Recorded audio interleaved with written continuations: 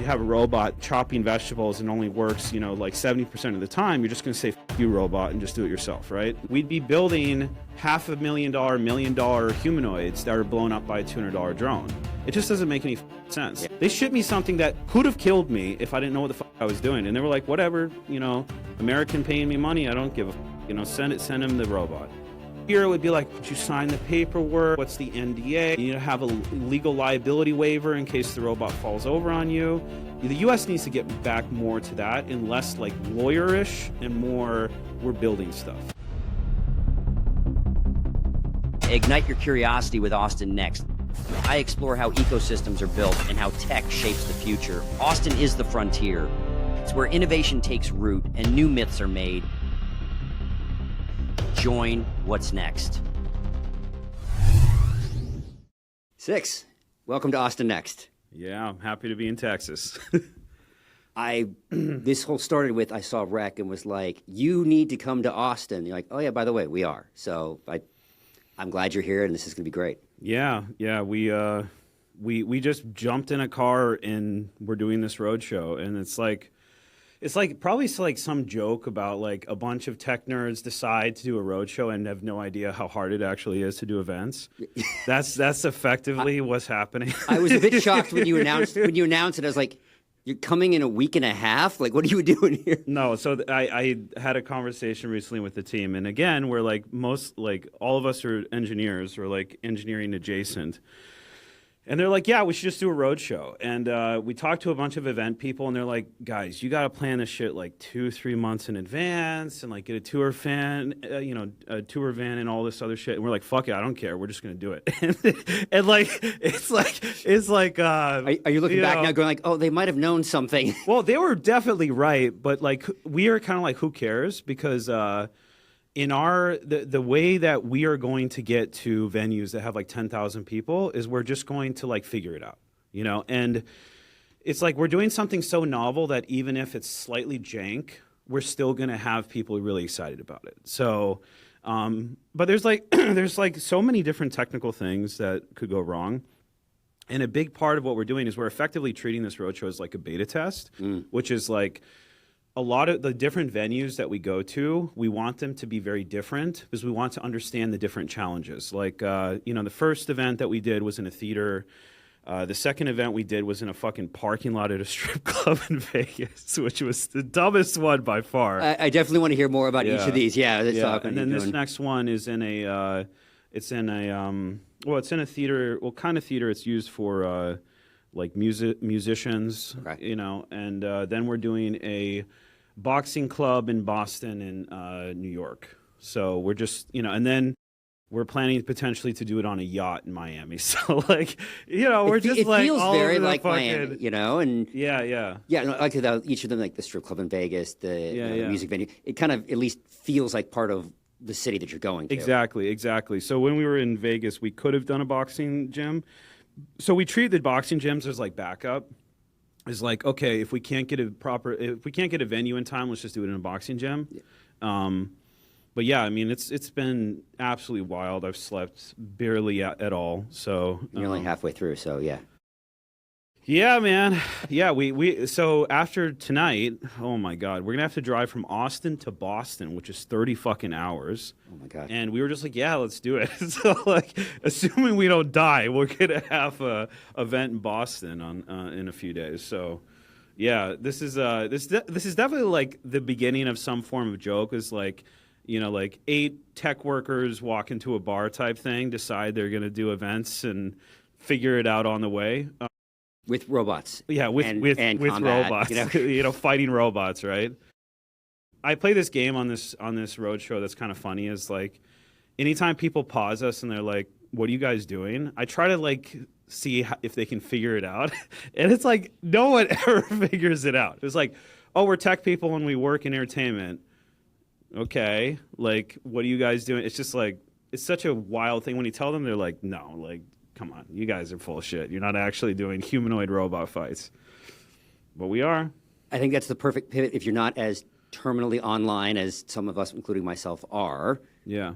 Tell everybody what REK is. So REK stands for Robot Entertainment Combat. stood for a lot of things, but That's what we settled on. That's what we eventually settled on.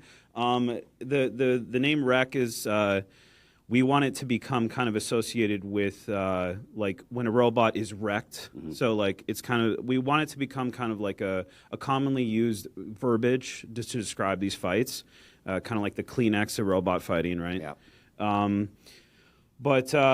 So REK is effectively real steel made in real life. If anybody's watching this has seen Real Steel, and you haven't, you need to watch it. I will watch it before tonight's fight. Yes. You need to watch it. I think I've seen 10,000 clips of it, so I know it. Right. Yes. Right. So the moment in Real Steel that's really important. It doesn't really ruin it. It doesn't really ruin the movie, but it's relevant. Is during the course of the movie, Hugh Jackman is trying to figure out the best technology to communicate with his robot. That's kind of, it's like the side plot to the main plot being like, him becoming a robot fighter, right? And it's really interesting because he starts the movie where he's communicating with the robot with a controller, right? And then he gets a different robot, and the way he has to communicate with that robot is talking to it. Mm-hmm. So he has to say right jab, left jab, whatever. And at the very end of the movie, like in peak cinematic appeal, he can't communicate with the robot anymore. Like, I don't know what happens. The voice box stops working or some shit. And he goes, watch me. He goes like this, watch me. And he starts moving, pantomiming effectively. Yeah. And then the robot does one-to-one with what he's doing. And anybody who watches that movie will see that section and be like, this is the most cinematic part of the movie because it effectively communicates exactly what's happening between the robot and the person. It's like, kind of like the person is avataring the robot, right? And if you watch that movie, it communicates exactly about how, if you wanted to do something like this, you would best do it for cinematic appeal, mm-hmm. which is, that kind of one-to-one movement to the robot to the person. And a big part of that, too, is a lot of people have worked in eSports, but eSports has a fundamental problem, which is the context window of eSports is very large. And what I mean by that is like the average person has no idea what the hell is going on, mm-hmm. right? If you're watching League of Legends or Dota or like StarCraft or something, unless you are not only a player of the game, but like a high tier player, you have no idea what the hell is going on. And this has been one of the biggest issues with eSports getting a mainstream audience, which is like the average person, like a boomer or a kid who's watching it, has no idea what the hell is going on. This is why conventional sports are still so popular. Is like UFC, a 6-year-old in China or a 80-year-old in New York will watch it and go, "Oh, punch hurts." Yeah. Like context window is very small. Mm-hmm. And so what I'm really excited about is how do we create effectively an e-sport mm-hmm. that has a very small context window. So I wonder if that in some cases, that's why soccer is the most, popular sport. One, because anybody can pick it up and do it, but also football is somewhat hard to understand if you don't know what you're doing. 3 points, for this. And soccer is kick the ball in the hole. Hole, right? Nothing, you can't, and then you don't have to worry about sides and all this other stuff. Yeah, this is one of the reasons American football is just American football, and it hasn't, it is relatively complicated compared to these other sports. And if you'll notice, like the most popular sports in the world are very simple, right? UFC, fighting sports, they're, punch person in the face, they fall over. Win. Win. To put it as simply as possible, like you need a small context window to create a mainstream sport. Even something like racing, right? Car goes fast, car passes the other car. Like it's not like that technically complicated. It's right? funny though that there's also the difference between I was never like a car racing fan. It was it was me not neither, that. to be honest. But then I went to F1 once, and then I was like, oh. Now I get it. Yeah. Like there's like being there. Yeah, being there. Same thing with again, I can't watch soccer on TV. I'm just not interested. But then I've gone to Austin FC and like live, and we have that crazy section, which actually just brings a level of energy to it. I'm like, okay, live and this is fun. You can get that. Yep. Yeah. So I have two things about that. So first, when I first started this earlier this year, it's been less than a year now. I wanted to understand what makes a sport for something that I don't really understand or like. Like, I took example motocross. I don't give a shit about motocross. I know there's probably motocross fans are going to hate me for saying this, but I just I watch it. I just don't care at all. But I wanted to understand why people care, right? Because, it's a big American sport, but they're not using American bikes. Like, these are Japanese bikes mostly, right? Okay. And so that was another thing that was interesting. Is like, we're using mostly Chinese robots. They're using mostly Chinese, Japanese bikes. It was kind of like an allegory for me to understand this, right? So I went to a motocross event here. We are going to come back to the Chinese robots. This is definitely something I want to dig into. So in Anaheim, in California, I saw there was a motocross thing, and I was like, okay, I just got to go. I was like, why do people even watch this shit? And I went there, and I started to understand it, and I started to realize that the reason people watched motocross is that everybody was somehow at least somewhat related to a person that was there, that was actually competing. Oh, okay. And so what happened is they have like a kid league, a teenage league, and an adult league. And so when you're watching it, the only stuff that they broadcast really that people care about are the adults. Right. But at the events, they have the kids and the adolescents and then the adults. And so what you're doing is you're creating this community where everybody feels like they have a piece of this sport. And so they've done really well to democratize and make it accessible. And so a big part of what we're doing is we're trying to figure out how do we make real steel accessible to the average person. And so in our case, we're building a game. And it's the most meta thing in the world. The concept is you're going to train in this game. So we actually have a game that we're building, and you control virtual robots. And the top players in that will qualify for the real robot fights. Oh. And so then it allows us to actually have millions of people who can train to become robot fighters, but not actually have access to these super expensive robots. So I guess the question I was wondering about is is it gamers that you think are going to be the people really good at this? Is it people who either who know how to fight or just have a predilection toward that? Or is it we're talking about somebody completely new when we think about, call it 10 years down the road, right? Obviously, you have people who start really focusing on this. Yeah. But just going in, which side of the equation is going to lean better?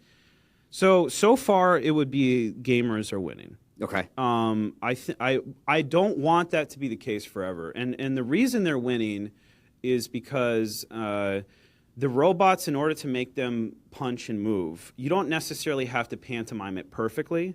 So you can do a punch like this, and it's going to do the same thing. And that's something that's a technical problem we're working on, which is the robots have a fixed number of moves. And in order to make them much more dynamic and basically okay, I punched, but I didn't punch that hard. And all these things are really complicated for us on the technical side. And because of that, it's actually easier for a gamer now who doesn't have to be necessarily super physically capable. Right. The punch doesn't have to be as accurate. The punch doesn't have to be super hard. Or anything. But what I want is I want it to be more athletic. I want it to be someone who's never controlled a robot before, who is physically athletic. I think what I'm really excited about is the idea it could be both, which is you could have a gamer that's really good at it, but you could also have someone who's really physically capable, who the gamer is going to be more capable of kind of navigating around and moving the robot around. But then, when it comes to the hits, the actual person who's an actual fighter is going to just do much more impact. And so my hope is to be able to have it to where both sides of that equation could effectively compete properly, which is the fighter is going to be, if you get hit, it's going to be much higher chance you're going to lose. But the gamer could, because you're navigating it with a joystick, could be a little bit more, nuanced about it. So you're thinking then is okay, perfect world for a moment, right? Yeah. Is it an augment? So I get it's physical, but is it more of a brain sport because it's going to be how I go and attack versus you can probably punch harder than I can in the physical world, and does that get translated through? Again, ideal state. Yeah. So I think a more interesting question, or not a more interesting question, but a way to think about it is why is the UFC so popular? The UFC is, why is UFC able to maintain such a big brand? And it's because there's only a small subset of people who are willing to get punched in the face for a living, right? Mm-hmm. So when people like say, why is UFC able to like maintain the best fighters, and like there's all these different like fighting leagues, but UFC is like the number one, and it's because if your entire like career is very dangerous, you could potentially die, and you're risking your life every single time you go in a ring, that's a very small subset of people who are willing to do that, right? And what UFC has been really good at is grabbing those right people and holding them within the UFC brand. But what we're really interested in is like when we democratize this, we don't actually know who's going to be the best fighter, because now you can open up the door for people who don't actually like are willing to do something because they're not actually getting punched in the face. Mm-hmm. So like maybe a gymnast is actually better at controlling a robot than a fighter. Right. They're much more they're much faster, they're much agile. You don't have to worry about like impact, right? Like if you're not getting hit, you don't necessarily have to like train to get hit, right? Now it's more about just being agile and being able to provide enough force, right? The thing that I always imagine that really gets me excited is the idea that we can have like a title match where it's like a little girl versus a big dude, right? And it's like some, the way I envision it is like some like, small Japanese girl coming out and like the big robots behind her, and she's, the robot has like samurai gear on or some shit like that, and then the dude comes out, he's smoking a cigar, he's from like Arkansas or something, ex-military, and that's the title fight. And then you're just going to get like, you can't do that in any other fucking sport, man. Like that, like I want that. I want that, like just these two people that are just really good at it. And I have a 9-year-old daughter, and then I have 2 boys, and I can see this. Yeah, when there's more boys. Imagine if she was beating your boys. Right, because we've had my boys' friends over, and so it's like 4 or 5 boys running around the house, and my daughter, and then like she of course gets like shot by the Nerf gun and hates this, and here you have a moment of leveling the playing field. Yes, yes, I'm actually really excited about that. So, yeah, we have a female CTO. Her name is Amanda, and she works on robots that are bigger than her. And it's just like the most meta thing in the world, because you see her and she's like programming this thing, and this thing could like kill her, right? I mean, it could kill me, but it's just like, it's so cool to see that, like that juxtaposition of this like huge robot being, programmed by a woman that's smaller than her. It's like, I don't know, I just feel like I'm living out of a sci-fi movie, The future is now. We're catching rocket ships. We have self-driving cars. We have robot fights. Well, to speak to that, the future is now in China. We're a little late here in the U.S., especially in robotics. So I definitely don't like the fact that the only robots that I can buy that are fighting capable are Chinese. Okay, so how do you define fighting capable then? Because obviously we've got here in Austin a bunch of huge robotic companies. They're obviously not, you can't buy them on the shelf. Mm-hmm. And you've got X1 that just went pre-sale. So what's the first define fighting, and then give me your kind of state of robotics? I mean, like I don't know, a robot that can throw a punch that looks like a punch, okay, while standing. So, I mean, just to be clear, I love our Chinese partners. I just wish I could also buy American humanoids that could do this. So how do I? Okay, so the big difficulty in what we call bipedal robots, the legged robots, is balancing is extremely hard. It's not hard to build a robot that doesn't have legs, comparatively. Mm-hmm. So like, you don't have to worry about its center of gravity. You don't have to worry about like when the robot punches, it's going to fall over. Like having a robot punch is not actually that hard. Having a robot punch while it's standing and walking is really fucking hard. Mm-hmm. So the big difficulty here is bipedal robots, not can a robot punch. Okay, well, I'm going to ask then for a second, because there is this whole technology, this whole space that's available, and there's a debate in the robotics, right? Does this need to be humanoid versus not? Yeah. There's an availability issue, so I'm going to caveat that I understand that. But Great question. do they need to be humanoid looking? We can go real crazy, right? I would say for most things, no. Oh, so I mean, for the fighters. yeah, for us, absolutely. For entertainment purposes, you need legs. It's just you look at a robot without legs. So a big part of how humans create empathy is we see something that looks like a person and we empathize with it. It's like how you draw a smiley face on a wall. Mm-hmm. We like see like anything that we can essentially look at and activate our mirror neurons and be like, that's a person. We create empathy with that. It's a big part of why streamers broadcast their face. Like, if you notice, like in the beginning of Twitch and all that, they weren't recording their faces, but then they realized people connected much more with that. It's about the game and the person. Yeah, so the more human you can make the robot, to a certain extent, you don't want to hit like uncanny valley where it has like weird skin or some shit. But like human, as close as you can, like Chappie, basically, right? Like it talks, it walks like a person, I have whatever. seen that movie. Chappie's great. Yes. Chappie's great. So the more that you can get the robot to look like a person, the more emotional connection you can get from the audience, and the more you can essentially create demand and entertainment through that. But are they back to your Twitch example? Yeah. Are they emotionally connecting to the robot or the person? I understand Both. because one of the questions it'd be interesting in I'll see to the fight like how the visual of it, right? Like where the person controlling it is. How are you? Obviously, at some point this will be a lot more filmed and TV and so forth. Like, how are you kind of thinking about creating that emotional connection between both the person and the robot? Then. So the way we imagine it is the robot has its own personality. So we're going to build an AI and it's going to have a name and all this other stuff. And then the person is obviously going to have their own caricature. And the meta concept of the sport is that they basically fuse together for the fight, straight out of an anime, right? So, effectively the pilot jacks into the robot and now they become the robot, right? Right. And then we, potentially do things like if you're talking, it modulates through the robot. So you're like, the robot's like sounding like the robot personality, right? So the thing that we find interesting about that is then we can create like a personality for the robot and a personality for the person and like all the extra media we could do out of that, right? So that's the meta concept is like the robot has its own personality, the person. We haven't really introduced those robot personalities, although it's been a whole year. Come on, let's go. Yeah. I mean, it's just so right now people are much more interested in just seeing the person control the robot in like that narrative, and we need to really nail that before we expand to like personalities and stuff like that.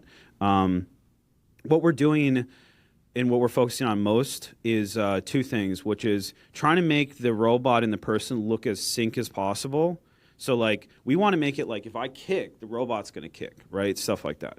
So that's one thing. And then the other big thing that people have a hard time with when they're controlling the robots is so when you're controlling the robots right now, you're moving them relative to the room and not relative to the other person.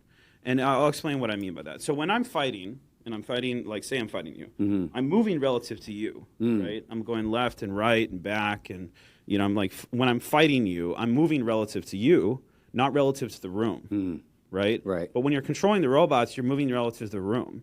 And so what often happens is right now when people are controlling the robots, they're just kind of like, it looks blind because it's like turning, and then they're trying to like angle it, but they're not actually like connected to the other person. So we're building a technology that effectively is like lock-on that you have in a video game. So like, you press a button and then now you're locked into the other one and you're like moving relative to the other one.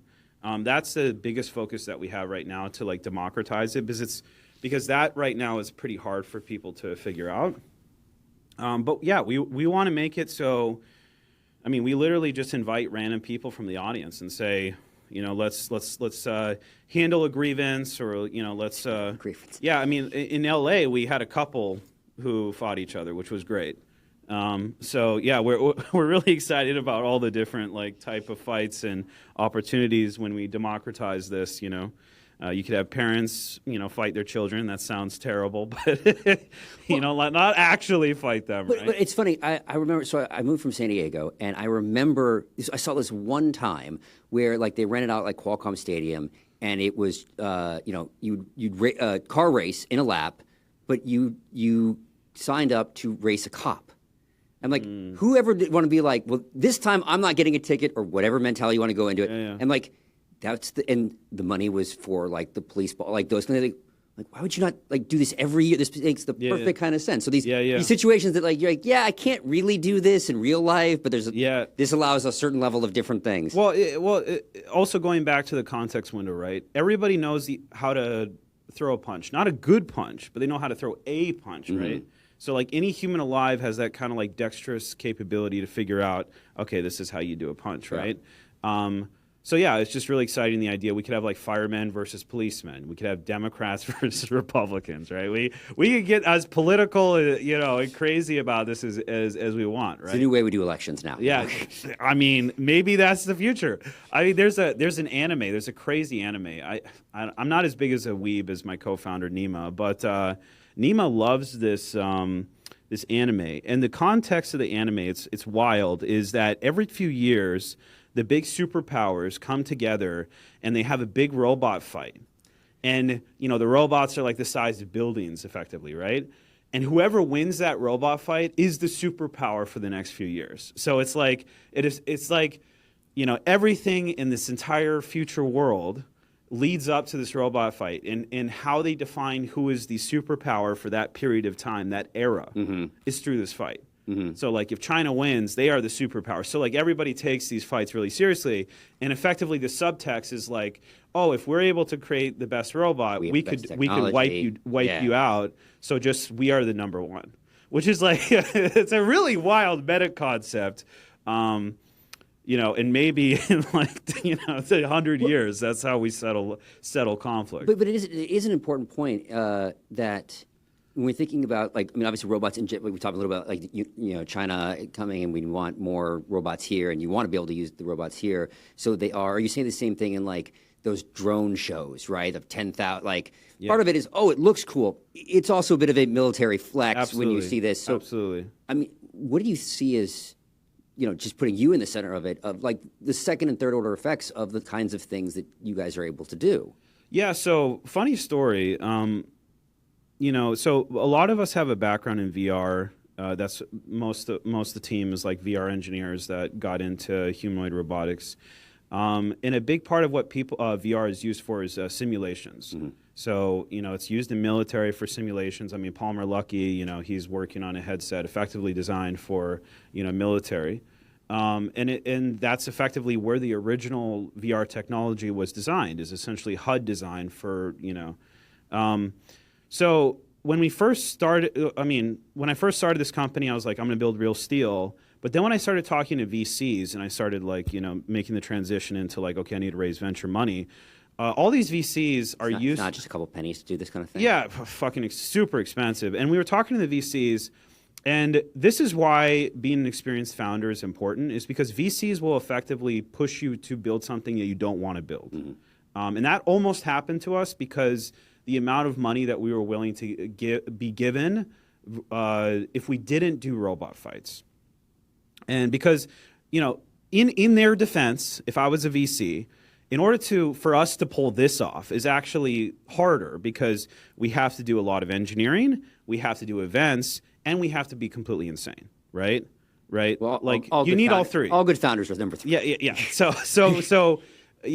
But if you wanted to do military tech, you effectively just have to get a grant from DARPA or something, and you don't even have to ship anything. You could just get millions of dollars of grants. I mean, there's a lot of companies that get those grants and they don't actually effectively sometimes even deploy their products, right? Oh, the SBI are mills that are happening in defense, which is every year they get a little more money, money, and nothing out comes out. Yeah, exactly. Yeah. Exactly. My wife's in defense tech, so VCs love that shit because it's no risk capital from the government, right?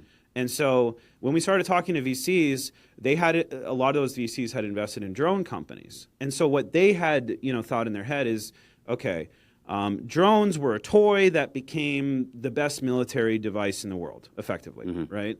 And so they're looking at humanoids and they go, okay, I've seen Terminator, these things are so.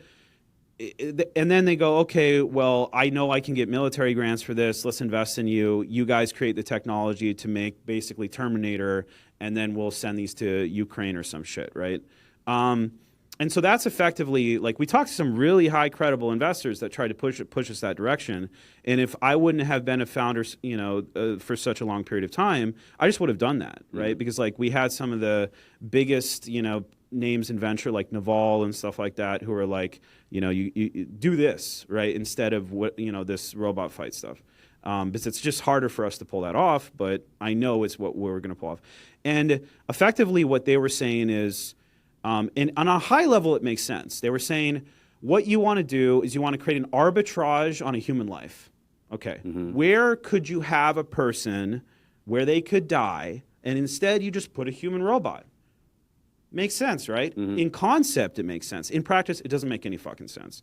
These robots cannot fucking do that. They won't be able to do that for a long period of time. And it's just like, we know that. But on a high level, it's like an easy pitch. It's like, okay, person could die. Let's put a humanoid there instead. It's also the second order effects of it, because we see what's happening in Ukraine with you kind of said, yeah, drones make sense in warfare, but like we're seeing what that actually means, and it's not necessarily, probably much smarter people than I would think this, but it's coming in ways that are very, very different than I think that than we were originally thinking about. Yeah, well, it's also a complexity and economic problem. So war is not just like human lives things. It's also about like financial arbitrage, right? Oh, you build a $50 million tank and I blow it up with a $200 drone, right?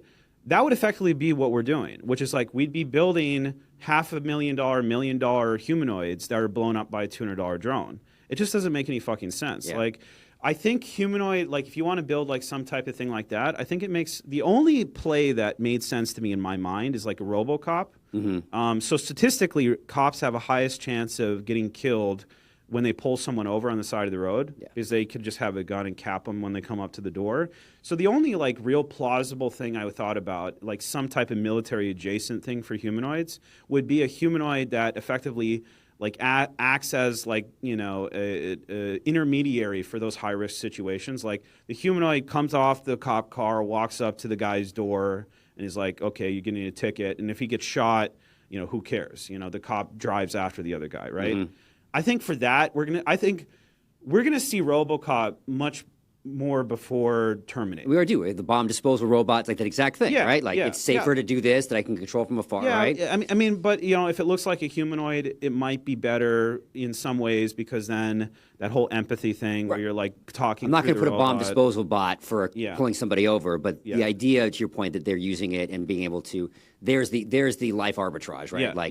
Yeah. So I think something like that may make sense, but I didn't want to fucking build it, right? So we were talking to all these VCs. That's the way they wanted us to go, and we were just like, nah, we're not gonna fucking do that. Like, first of all, we're gonna have to raise like $100 million to do something like that. Second of all, a lot of these Chinese robots have back doors in them. Yeah, like they're most American products have back doors in them. In their defense, like you need to be able to like remote in and see what the fuck's going on. It's not like it's explicitly designed to like overtake and like kill you or something. But like if it's in Ukraine or some shit, that's obviously a problem. Yeah. And then it's like AI and these humanoid robots, they're kind of lying about how advanced it is. It's going to take a while. And then if you're remote teleoping a robot, it only works if you can have a solid, wireless connection. Like what they're starting to do with drones in Ukraine is because everybody's doing radio jamming. They actually have a fiber optic cable they're starting to run behind the drones. So that's like miles long. Really? Yeah, because what's happening is they're realizing, okay, let's just like radio jam everything, and then they can't send signals to the drones. Yeah. Makes sense, right? So the workaround for that is they run this little tiny thread of fiber optic, and it's literally a wire, but it can go miles. So you're like in a dugout that's a few miles away from the tank or whatever, and you literally run this little fiber optic cable that's flying the drones. You can't do that with a humanoid robot, right? No. Or like it's underground. You can't get wireless signals down there. So, I mean, TLDR is effectively like investors wanted us to build Terminator. We want to build Real Steel. Okay. And we just said no. Made it a little harder to raise venture, but we eventually did. Okay. I mean, Yeah. I see the hat, so Yes. I can make a guess of who. So Joe, Jimmy from 8VC. Basically, he was on a call with me, and I had my American, sleeveless and whatever. And I think he probably had like so many calls with like normal tech bros, like who doing B2B SaaS and shit. He was just like, oh, thank fucking God. It's not another B2B SaaS bullshit. So he saw me in my sleeves. So like, yeah, man, I'm building fighting humanoid robots. He's like, this guy's fucking crazy, man. I got to see him, right? Because I mean, like we work in San Francisco, but culturally we're not at all San Franciscan. Like, the average San Francisco startup is like, we do B2B SaaS. You culturally fit somewhere like that we're sitting right now. I feel like culturally more like Midwestern or Texan or something. I grew up in Minnesota, Colorado. Okay. California definitely has its perks. It's a beautiful place, but I lived there most of my life. So yeah. Oh, really? Where? I was born north of LA and then up and down Southern California. And then when we moved here, we moved from San Diego. Yeah. I mean, there's elements I still like of California, but culturally, I don't know. I'm like, I've lived in California over 10 years now, but the culture, I don't feel like super one-to-one with. But I mean, culturally in San Francisco, what happens is people like YC. Effectively, this is like the entire culture of San Francisco in a nutshell. Y Combinator goes, this is the next big thing, okay? And then every startup kid from every corner of the United States and the globe goes, yes, I agree. And it's just kind of like they fucking like lock in. They do that one thing. That's it. That's all they do. 90% of everybody does that one thing.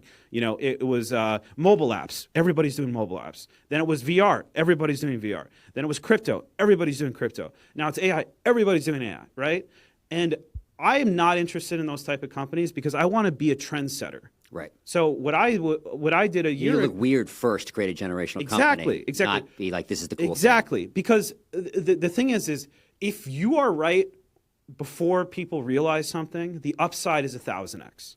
If you are right when everybody's doing it, it's like 5x, right? Yeah. Like, effectively, what's happening with a lot of these B2B SaaS is it's kind of incestuous, where it's like you get into YC, you do okay, then another YC company buys you, and it's just like this kind of metaphor is a circle jerk of like VC money, effectively. Yeah.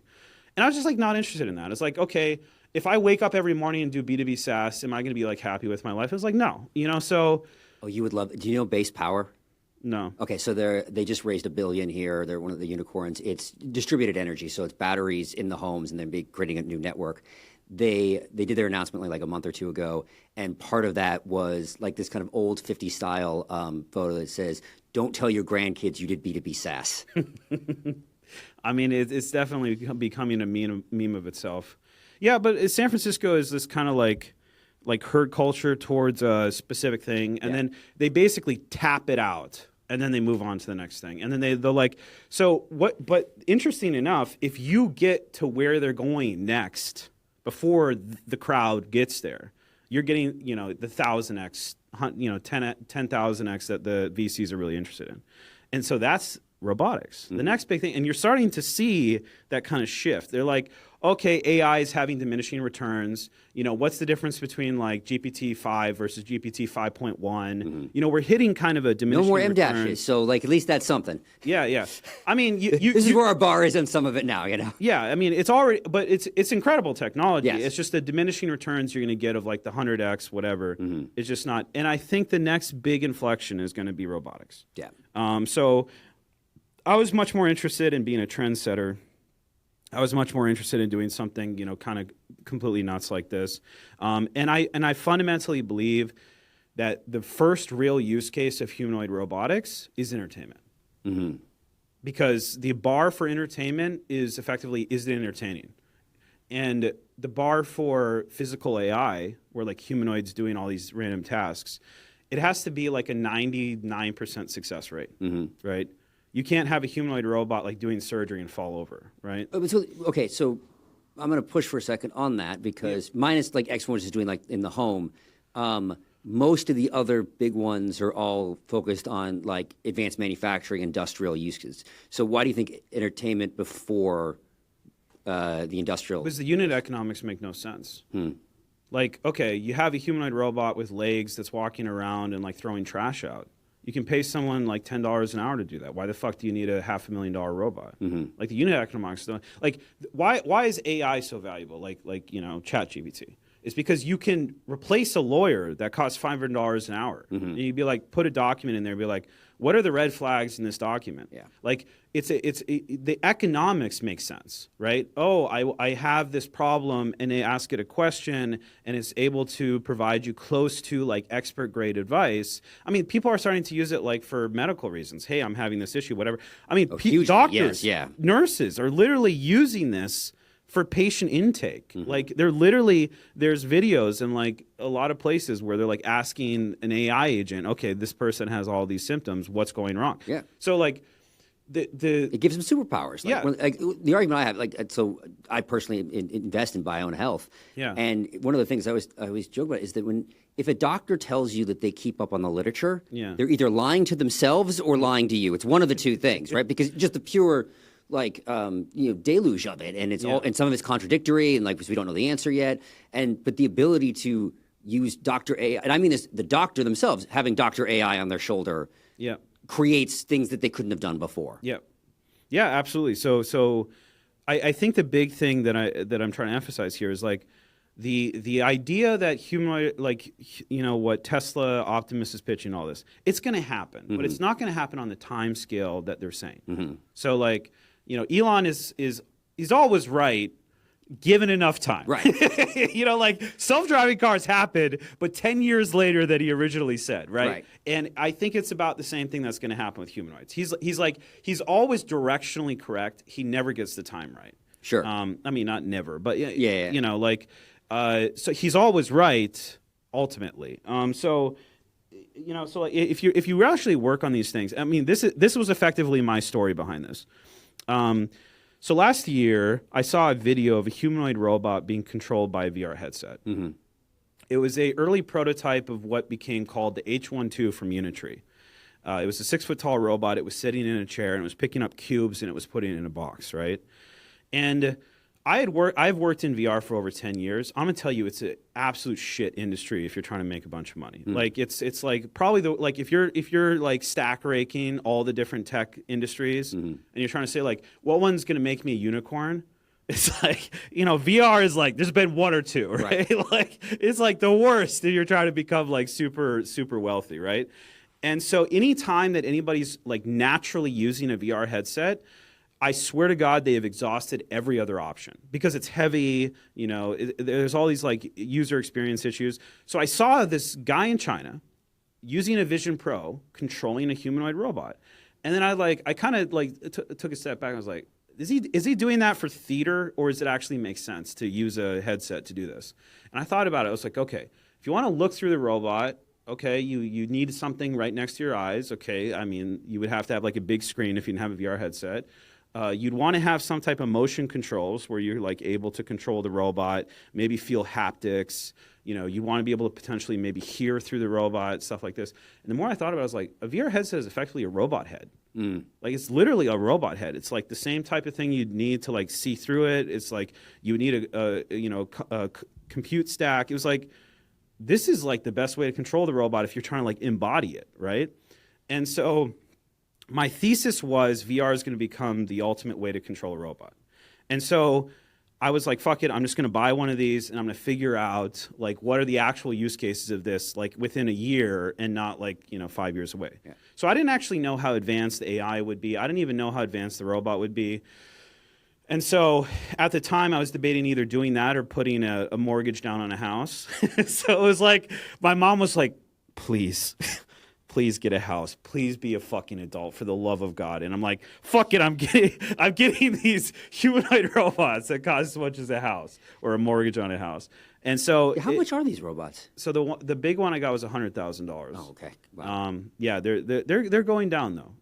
They're already like halved in price basically just in a year. Wait, hold on. Given that expense, and when we started with REK as REK robot, like I'm assuming there's a lot of reuse, and you're not like losing robots during these fights a lot, or So the 100K ones we haven't fought yet. Okay. Yeah, Possibly for that reason. well, also because I'll get back to that in just a second. Just to close this out. Effectively, I got it in the, it was shipped in like this big box. It looked like it put a guitar in it or something, 200 pounds. And I opened it up and I was like, dude, what the fuck am I doing? Why did I buy this thing? And I was like, well, okay, if I just, got a $100,000 paperweight, let's at least make content out of it. So I started recording videos of me like unboxing it and figuring it out how to use. It was like not clear at all how to use it. The documentation was out of date. Like the sequencing on the like English documentation was just wrong. I had to like message them in WeChat, like, how do I actually run this thing? They didn't actually tell me like where the dev boards were on the robot. I had to like figure it out. They were like, yeah, it's installed. I'm like, okay, but where? How do I even like, work with this thing? They've gotten better since then. But the big thing that I like realized by doing this is like, there's no fucking way these dudes are going to be in your house. There's just absolutely no fucking way. Like when Elon talks about having a 150-pound robot walking around your house, it's like a walking fridge. Like, absolutely fucking not. It's going to fall on someone's kid or dog and kill them, and then that's it. It's going to be game over. No one's ever going to have them in their house. That's why 1X is taking that like soft, what I call a twink bot approach, where it's just this, this little thing that like, you could just kick it over, who cares, right? It's not going to strangle you to death in your sleep. But yeah, the biggest thing I recognize is like, there's no way this thing's going to be in your house, one. And the other big thing is like, I think they're being a little unrealistic on the time frame of the AI. Sure. Right? And so then I was like, okay, going back, I know the best way to control the robot, and I know that, people want to watch the content because like anytime I posted anything on this robot, I was like controlling it, whatever, people really like the content. So assuming those two things, what's the best way to do this? And it's fighting, right? Because the bar for fighting just has to be, is it interesting? Is it entertaining, right?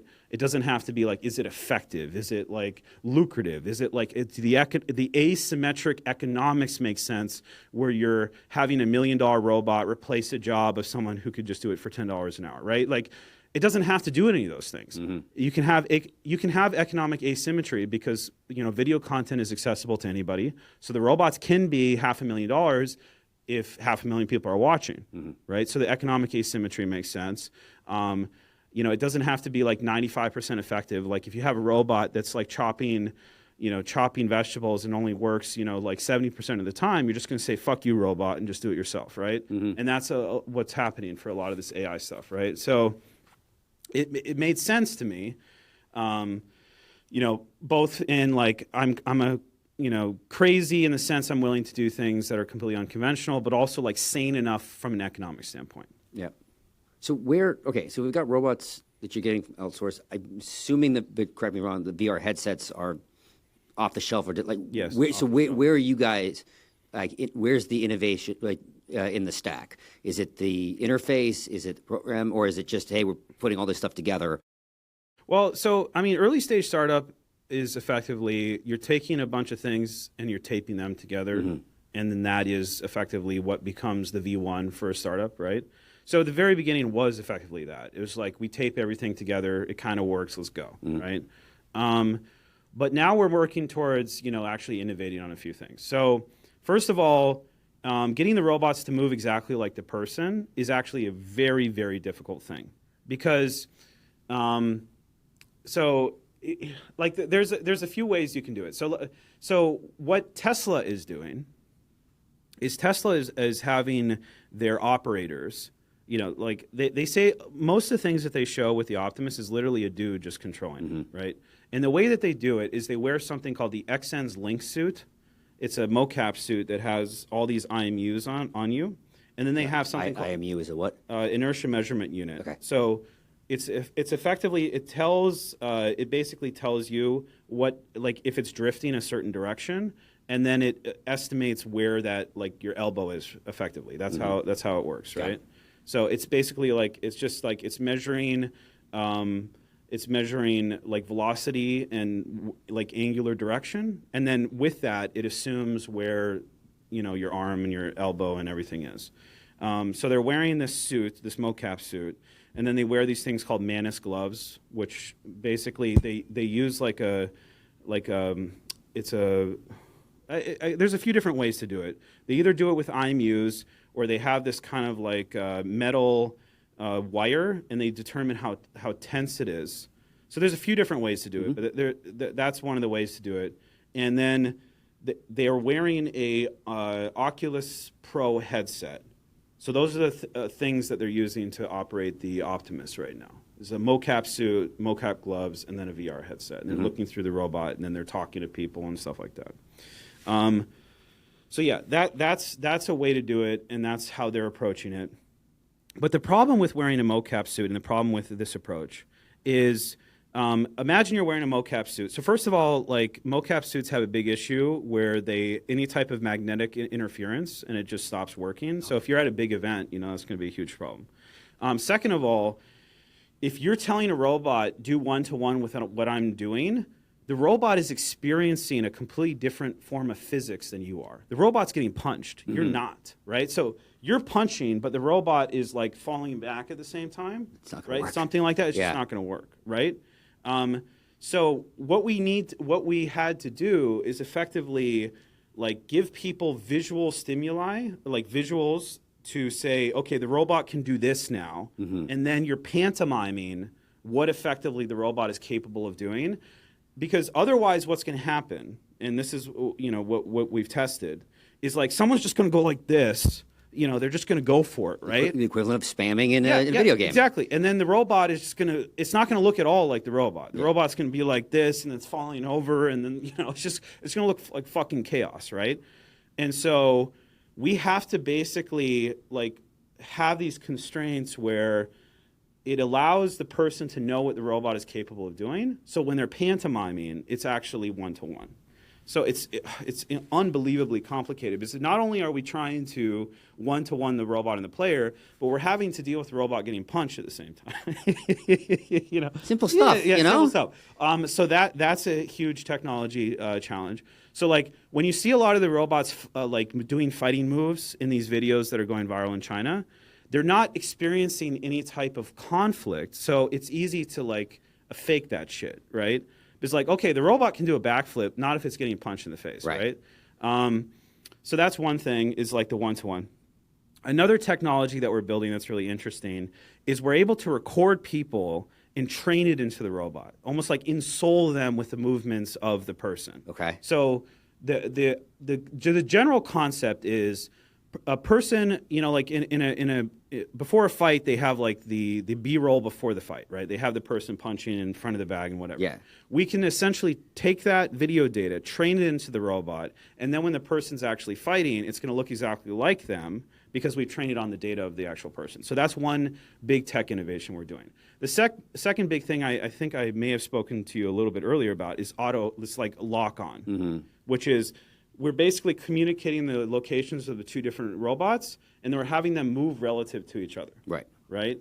That's another big one. And then the other one is just being able to like scale this up into much bigger robots. Eventually our big thing is going to be I put on a headset and I see through the robot as if I'm inside of it. And that's a whole thing that's like massively challenging because we have to have really high resolution video frames. It has to be a high field of view. It has to stream wirelessly in a fucking arena that can have 15,000 people with cell phones, right? Another big thing we had to innovate. The entertainment value, because of course that's one of the streams. You'd be like, do I want to see the outside, or do I want put me in this robot and let me feel it? Jack me in, right? Yeah. Another big challenge that we've had to solve is when you're at a venue with thousands of people with your cell phones and you're sending radio commands to the robot, you have to do it in a protocol that doesn't get disrupted by everybody pulling out their cell phones. So there's so many different tech things that we have to solve, and yeah, it's hard. It's a hard tech company for sure. Yeah, no, definitely. So on that, as we're kind of hitting time, one of the things is, you said you go to LA, then Vegas, and Austin. I do feel like Austin's hard tech, Adam's bits and intelligence kind of coming together. what do you why'd you pick Austin? May have just been purely the APC, but like what made Austin attractive to kind of come as one of your places? So in Real Steel, the origin story is in Texas. So the funny story is... I'm going to watch it, I promise. Yeah, Hugh Jackman, the original, like, where it starts is in Texas. Okay. So we felt like it had to be homage to, The funny story is they actually didn't record in Texas. I think they recorded in Michigan or something. Oh, I was going to say like Toronto or something. Yeah. They didn't actually, like, they had a rodeo. So there's a scene where, in the very beginning, he has a huge robot who's fighting a bull, like a big bull. And that scene was, they said it was in Texas. It actually wasn't recorded in Texas, but it was a homage to that movie. Yeah. Also, I think that Texas is starting to have that kind of like atoms meet electrons type community. In actual like physical hardware and builders. I think realistically, California is, due to how they're run, they're never going to really take hardware seriously. Mm-hmm. And I think that the U.S. desperately needs their form of Shenzhen, or we're fucked. And if Texas... So it's funny, this is me being on X recently. I don't like Silicon XYZ. I don't like America's... From a labeling perspective, we need our competitor to Shenzhen. I would agree with that. Yeah. But it's like, we're actually going to be something different. Sure. There was a great line recently, like they called like the Texas Trial, like America's flux capacitor. Let's bring it let's use different narratives, right? We need to bring back Detroit somewhere, like the original days of the automaker, and hopefully it can be in Texas, When I describe the other way I describe Austin is so I hate this at Silicon, we call Silicon Hills, which I can't stand.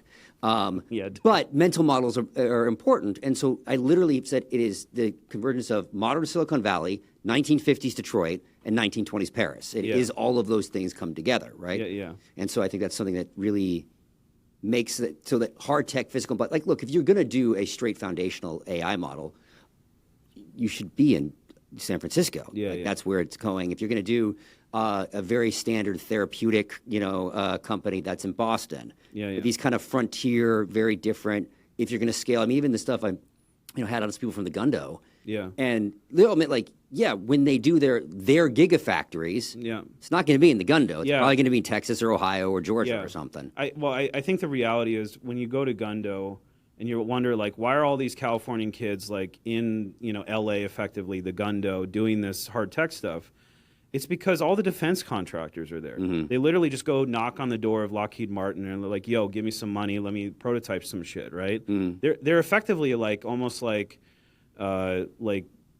departments of those big companies. They're startups, right? But that's effectively how they operate. They're getting money from these, defense contractors and doing shit in Gundo. And they're all there. But when you're actually producing shit, it doesn't make, there's not, you're not going to do it in California. No. And this is actually why I'm really surprised. They've said this themselves. So, I'm really surprised that Palmer did, I think San Diego, I think. He's on Long Beach. Yeah. Yeah. But then he put Arsenal 1 in Ohio. Yeah. Yeah. So actual production is unlikely to happen in California. Yeah. No, we're 60 years past that time frame. It's like they don't want to build anything in California. You put up a 2-story house and they're going to flip out and put you in regulation for 10 years before you do it. Yeah, and the line I think was in the time that it took Elon to build the Gigafactory here, he would have still been in paperwork. Yeah. I think he mentioned a specific example where he built the rocket ship faster than he went through the documentation and legal paperwork to fly it. Yeah, that's fundamentally something's broken. Yeah, and the problem is the rest of whether we like it or not, China just does shit. It's just like Dan Wang's book of Breakneck, right? We're a lawyer culture, they're an engineering culture. Dude, I'll give you the perfect example of this where helped me understand why China's moving so fast. When I started this and I said, hey, I want this $100,000 robot, they were like, what are you going to use it for? And I was like, I don't know. And they're like, okay. And they just shipped it to me. They shipped me something that could have killed me if I didn't know what the fuck I was doing. And they were like, whatever, American paying me money, I don't give a fuck. Send him the robot. And here it would be like, oh, like, did you sign the paperwork? What's the NDA? You need to have a legal liability waiver in case the robot falls over on you. And they were just like, fuck it. I don't care. Ship it to the dude. If the actuators rip his head off, it's not our problem. He's in the United States, right? And I think we need to of course, be a little bit more careful, but the U.S. needs to get back more to that and less like lawyerish and more we're building stuff. And the lawyer culture in the United States is really fucking us up, No, I think, I forget when he was doing, Dan was doing his Breakneck, like, of course I heard him on like 10 podcasts, but I think one in the end that he said is like, we need to be about 20% more engineer. China should be 50% more lawyer, because obviously there are pros to both approaches, right? Because you have people are then malleable, which is the problem that we have in China. But here, let's build rockets, let's build houses, let's build robots, let's build cars, let's build all of these type of things. Because when we see what happened during COVID, it's like we have all this amazing innovation. If you can't build it, you can't ship it, you can't get it to people. What's the point? Yeah. Figure is getting a lot of heat these days. Because Brett is, always saying, hey, I have a new launch date or whatever. And it's just a new video of a new robot that you can't buy. And it's just like, Americans are getting tired of that shit. They're like, just fucking ship it or shut the fuck up. And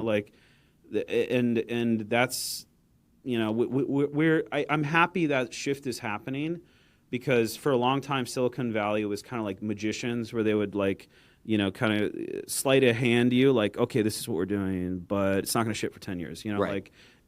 People are just tired of that shit. And it's coming across Blue Origin just land. Now we have 2 companies that can do vertical land. Like, back to our point of like, now is starting to finally look like the future. Yeah. Instead of looking like the same thing it's been for 30, 40 years. Yeah. And I think we really need to move more towards that and start building again. Yeah. So, always end with the same question. Being that you're here in Austin, what's next to Austin?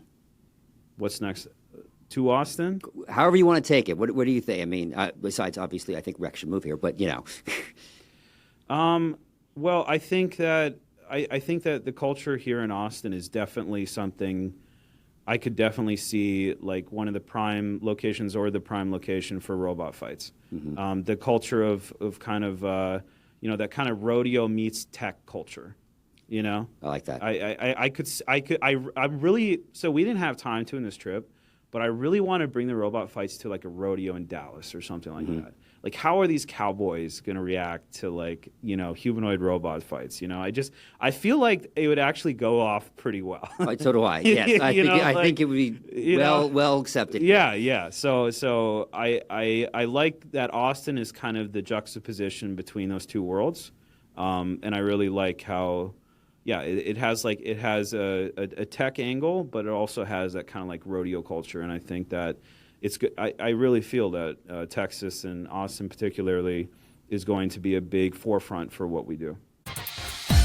So what's next, Austin? We're glad you've joined us on this journey. Please subscribe at your favorite podcast catcher, leave us a review, and let your colleagues know about us. This will help us grow the podcast and continue bringing you unique interviews and insights. Thanks again for listening, and see you soon.